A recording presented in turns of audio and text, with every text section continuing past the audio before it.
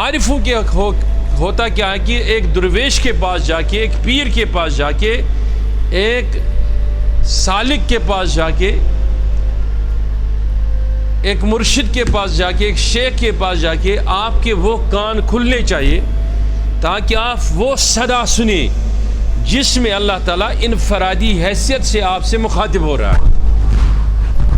بات سمجھ میں آئے کہ نہیں؟ جس طریقے سے حسین کو صدائیں آتی تھی اور وہ یزید کی طرف راغب ہونے کے بجائے دل ہی دل میں ہر روز باتیں سن سن کے خدا کو بول رہا تھا کہ کب وہ دن آئے گا کہ میں اپنا سر کٹاؤں اور اسلام کو بلند کروں، کب میں جاؤں گا سر کٹانے کے لیے، کب میں جاؤں گا شہادت دینے کے لیے، وہ روز خدا سے باتیں کر رہا تھا نا۔ تو منزل ہوتا کیا ہے کہ پہلا منزل یہ ہے ہمارے سلسلے میں کہ جب آپ کا مرشد آپ کو بہت سارے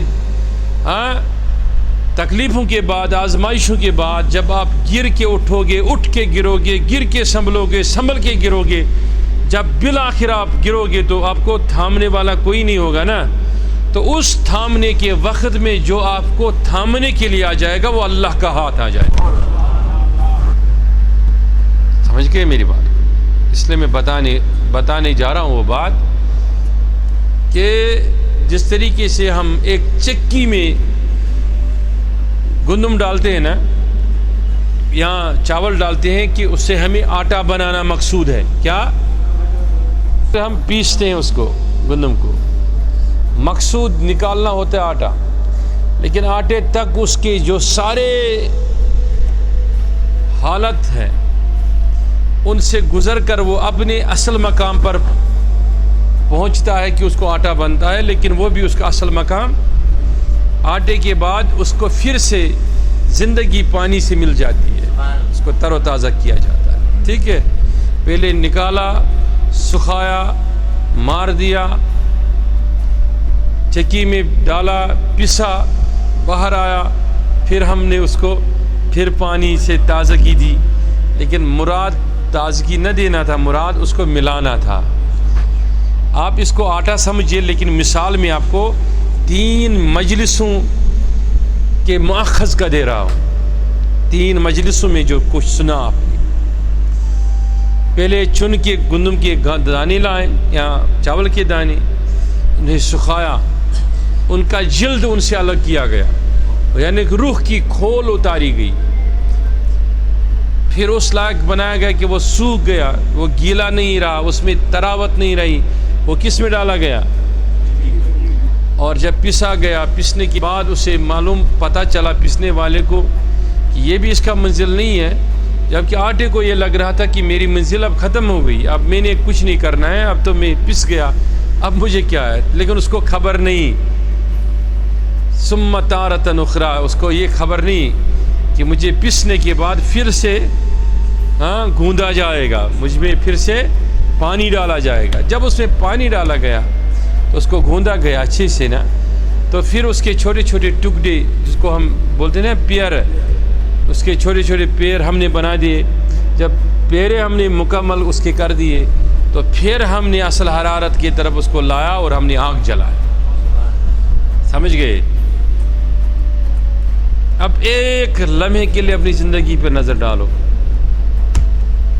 یہ چیزیں آپ کہیں کسی کتاب سے نہیں سنیں گی، کہیں نہیں سنیں گی جو میں آپ کو بتا رہا ہوں۔ ایک زندگی پہ نظر ڈالو آپ کہ جس طریقے سے گندم کو بویا گیا یا دھان کو، اس کی کوئی حیثیت نہیں تھی، وہ نکل آیا، اس نے زمین میں پہلے اس کا کھول زمین میں ایک بار سڑ گیا، اس کے بعد کونپل نکلی، اس دانہ دیا، ایک بار سڑ گیا نکلا، دوسرے بار جب نکلا تو پھر سڑا نہیں، ہم نے مجبوراً اس کا کھول اتارا، اس کے بعد پسنے کے بعد ہم نے پھر اس کو پانی دیا، پیرے بنائے، حرارت دی۔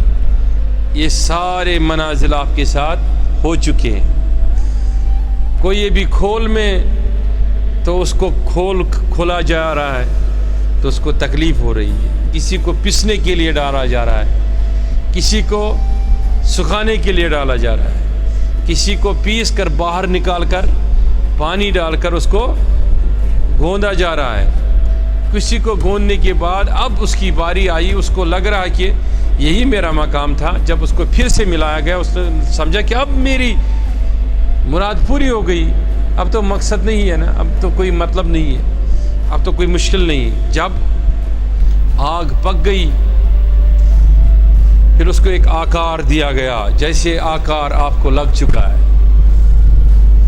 ایک آکار, ایک انہار دیا گیا اس کو روٹی کا, اور اس کو توے پہ ڈالا گیا, نیچے سے گرم گرم آگ لگائی گئی.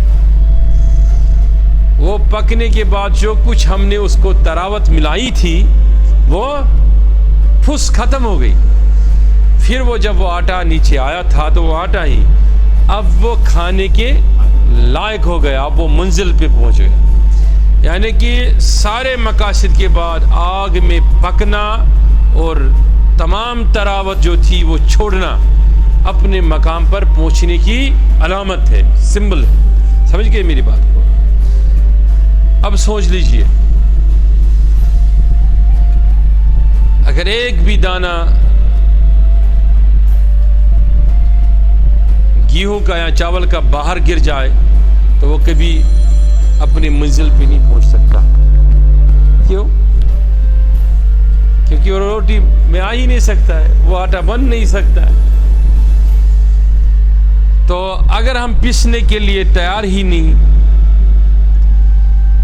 اپنا جلد کھرچوانے کے لیے تیار ہی نہیں, روح کی کھول سے باہر آنے کے لیے تیار ہی نہیں, پھر پس کے پھر سے ملنے کے لیے تیار نہیں, گوندنے کے لیے اپنے آپ کو تیار ہی نہیں, پھر روٹی توے پہ آنے کے لیے تیار نہیں, تو پھر سالک کیوں بنتے ہو؟ پھر تو غوث پاک سیدھا فرماتا نا, یا قوم لا تطلبوا الضیاء ولا نقصان ولا تقدم ولا تاخر فإن القدر قد احاط بكل حين منكم على حدة وما منكم الا من لذة كتاب وتاريخ يقصوك. پھر فرمایا قال النبی صلی اللہ علیہ وسلم, کیونکہ نبی علیہ الصلوۃ والسلام نے فرمایا, کیا فرمایا نبی علیہ الصلوۃ والسلام نے, اسلم فرغ ربک من الخلق والخلق والرزق والاجل. حدیث ہے, پھر غوث اعظم نے حدیث پیش کی. آج سمجھ میں آئی کہ نہیں؟ چلو میں آپ کو ایک بات سمجھا رہا ہوں کہ اس لیے غوث اعظم نے فرمایا, اے جماعت والو, اے جمس والو, تم زیادتی اور کمی اور تقدم اور تاخر کو طلب نہ کرو, کیونکہ تقدیر علیحدہ علیحدہ تم پر آ جاتی. تقدیر سب کی جدا جدا ہے نا. جماعت میں ہم سب مل گئے تو تقدیر ایک ساتھ کیسے ہو سکتی ہے؟ نہیں سمجھے میری بات. اس کی تقدیر الگ, اس کی الگ, اس کی الگ, اس کی الگ. اب ہم ایک ہی جماعت میں آ گئے نا, تو تقدیر ایک سے ایک ساتھ کیسے ہو جائے گی؟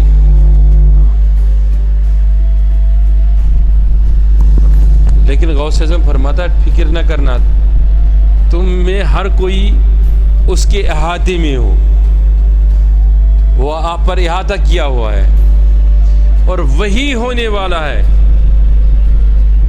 تم میں سے کوئی ایسا کچھ نہیں ہے جو تاریخ کے کسی ٹکڑے سے, جو حقیقی تاریخ سے مخصوص نہ ہو, تم کچھ نہیں کر سکتے ہو.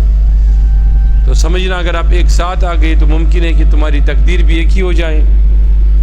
اس پر قادر ہے نا خدا, خالق ہے نا وہی کاتب